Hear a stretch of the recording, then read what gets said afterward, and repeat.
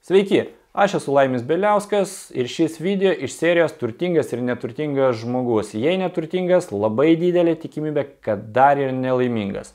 Šiandien aš noriu pakalbėti apie 3 labai svarbius žodžius, pavadinimus, sakykime taip, veiksmų pavadinimus, kurie iš esmės labai stipriai įtakoja jūsų autoritetą ilgalaikiai distancijoje, kas iš esmės labai svarbu yra jūsų ilgalaikio sėkmės rezultatui. Taigi 3 žodžiai yra lyderystė, motyvacija ir manipuliacija. Taigi ką šitie 3 žodžiai reiškia ir ką iš paskos paskui save ilgalaikėje distancijoje jie atsineša. Taigi, motyvacija. Kada jūs motyvuojate kitą žmogų jo asmeniniai naudai pasiekti. Jūs neturite visiškai jokios naudos, bet jūs skiriate laiką, jūs dalinate savo patirtimi. 100% interesas yra to kito žmogaus naudai, jo sėkmei ir panašiai.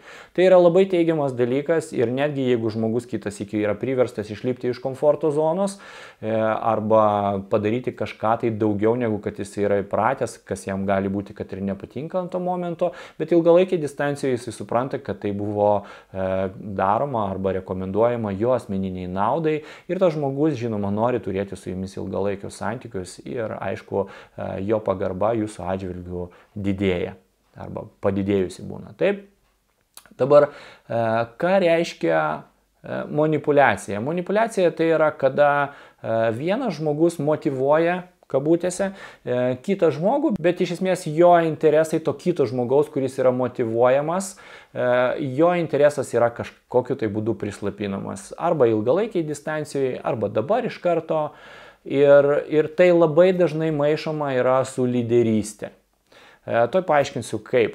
Taigi pradėsiu nuo to, kad kas yra iš esmės lyderystė. Lyderystė tai yra, kai vienas žmogus arba, tarkim, lyderis, tai, sakykime, aš, motyvuoju kitą žmogų mūsų abipusiai naudai. Taigi, kaip aš galiu jį motyvuoti, jeigu aš esu lyderis, o ne manipuliatorius, sakykime taip, tai aš turiu savo pavyzdžių rodyti, kaip pasiekti kažkokius rezultatus ir tada jau duoti, kai aš jau pasiekiau ranką kitam ir davesti jį iki to pažadėto tikslo. Kitaip pasakius, mūsų teisės yra lygiavertės, tik tais aš rodau viską savo pavyzdžiu. Taip? Ir kaip šitoje vietoje yra tai sumaišoma su manipuliacija. Tai dabar įsivaizduokite situaciją.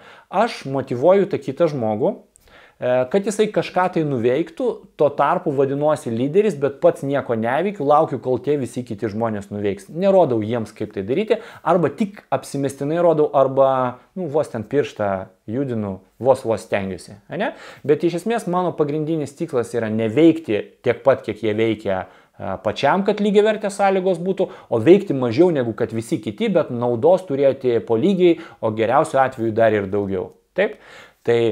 Tai yra ne lyderystė, tai yra manipuliacija tikriausia, kuri labai dažnai kvepia ilgalaikiai distancijoje negerais įvairiausiais rezultatais. Taip?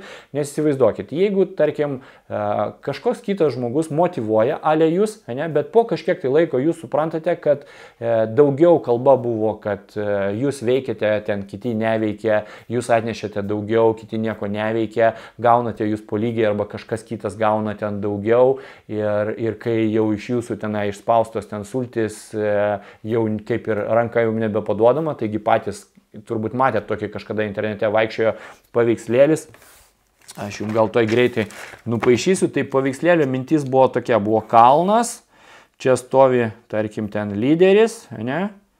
Ir jisai jau užsilypęs, patenkintas rankos į viršų, tai atrodo va šitaip. Pabandykim sufokusuoti. Va, taip. Lyderis. O tas kitas žmogus, su kuriuo jis ėjo kartu. Taip. Va. Krenta į apačią. Va. Tai video. sufokusavom. Taigi vienas žmogus užsilypęs džiaugiasi, kad jisai jau pasiekė tai, ką jisai norėjo, kai tuo tarpu kitas žmogus, kuris prisidėjo prie to, kad jisai pasiektų ten tą rezultatą, kurį buvo norėjęs, krenta nuo kalno, tas džiaugiasi, nes jam jau jo nebereikia, jisai pasiekė rezultatą. Tai yra gryniausia manipuliacija. Toks paveiksliukas vaikščiojo po internetą, manau, kad visi matėt. Taigi būkite labai atsargus, nes tai labai svarbu. Kitas iki atrodo, kad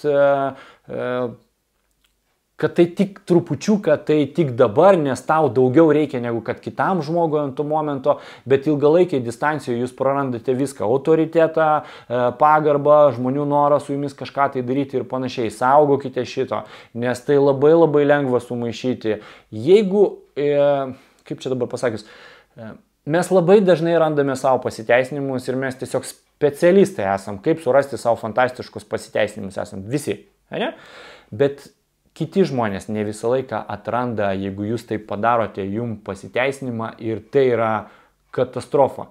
Taigi saugokitės ilgalaikiai distancijoje, darykite tai dabar, ir susimastykite apie tai dabar, kad ilgalaikiai distancijoje tai nesugriautų, ta prasme, jūsų pačių ten to pasiekto rezultato arba norimo pasiekti rezultato.